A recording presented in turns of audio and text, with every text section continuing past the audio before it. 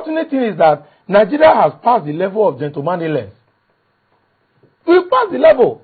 Things have already gone wrong. So when people now started asking for amnesty for Boko Haram, a lot of us started to laugh.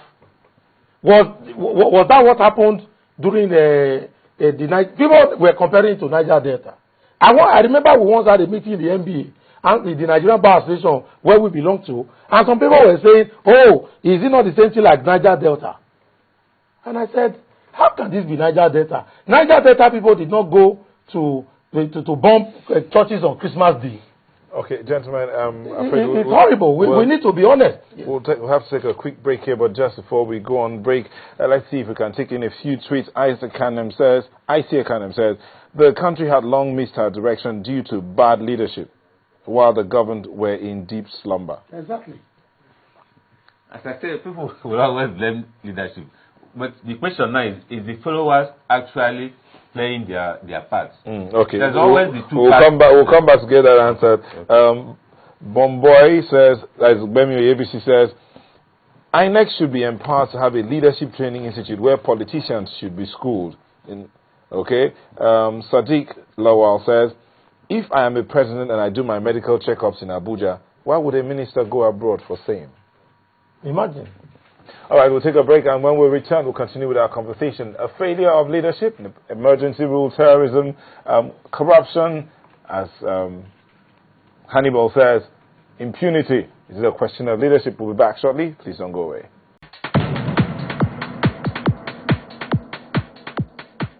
Okay, we're still discussing emergency, corruption, terrorism, impunity. Is it a question of the failure of leadership? How tweets pouring here. Wande Oluwatomi says, just imagine the development if the past and present leadership had been responsible. Check their accounts before and after the office.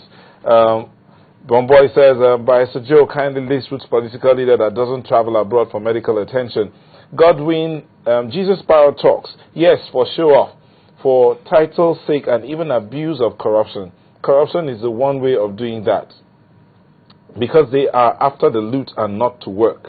Joy Michael says, whatever we are going through today is a result of the failure of our leaders. They don't live by the rules. Val says, if you have leadership, emergency rule, corruption and terrorism will not be a topic today. Alas, our leaders are our problems today. Okay. Yeah, you were about to say something. You had a question. I'm not entirely insulating or the leadership from the province. I'm not saying that they don't have a blame, but what I'm saying that the entire blame should not be shifted to the leadership. For in every society, there's always two coins. There's always two sides to a coin: the leaders and the followers. The leadership will play their own parts.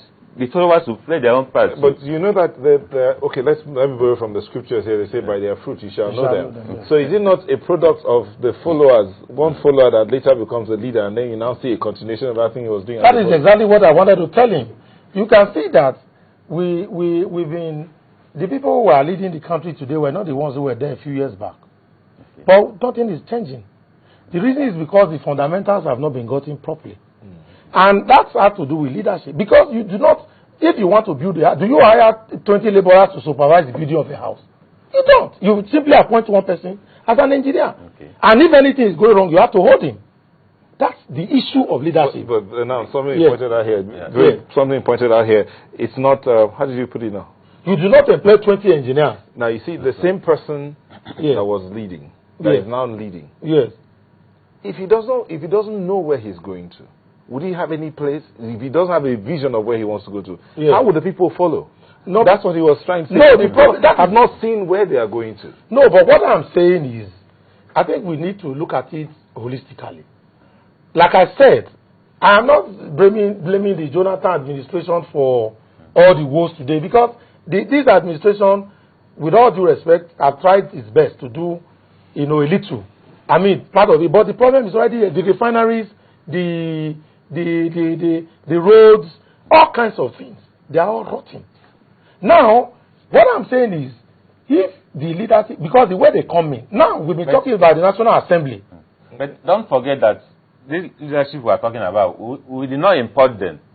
No. They are members of the society. No. They are a product of this of this society, Yes. Nigeria. So if the society is rotten, automatically you may not expect to get the And best it's of. possible it's those same leaders that were followers before and were screaming, the leaders are rotten. The same leaders were former And we need to followers. change things. They were former followers, now they are leaders. And when they were So followers, if they were the screaming, we will society, change if the society is okay, then you produce quality leadership. But if the society itself is bad, but you see, the you don't unfortunate thing is that don't expect the miracles. unfortunate thing we have in this country is that we always have a way of shifting blames.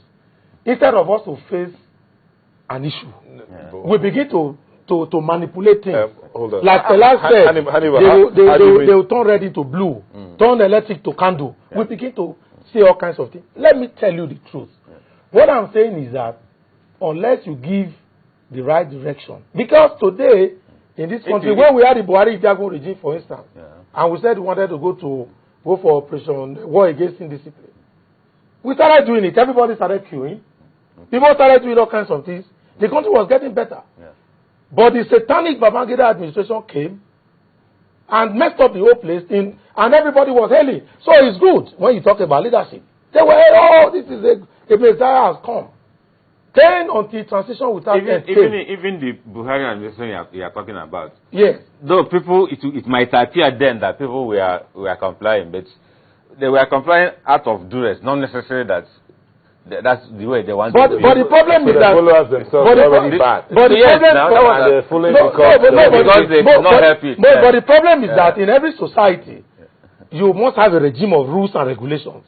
The problem now is when the leadership does not enforce the rules, or the leadership does not comply with the rules that have been created. Like there's a breakdown of law. That's what we are seeing. Like what? Can you give example? Which example are you going to? It's everywhere. What, Boko Haram is the president announced that Boko Haram has seized some states. I'm not the one who sent them. You people like you who come here to begin to say that it is who Nigerian followers were the ones that have been supporting Boko Haram. Apart from those who are part of Boko Haram is not a creation of the leadership. What is the creation of what? It's the followers. It's the creation of the politics that be played by the leadership.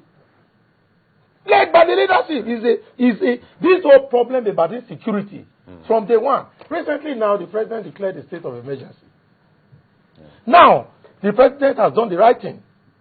I want to say so clearly, the president did the right thing because, like I said in several of the interviews I've had, when an issue that borders on the welfare of the Nigerian people, is an issue, the presidency or the leadership of this country must understand that they are in power because of the people. Now, that is the first thing that should have been done. You understand what I'm saying? So, like I'm saying, the Nigerian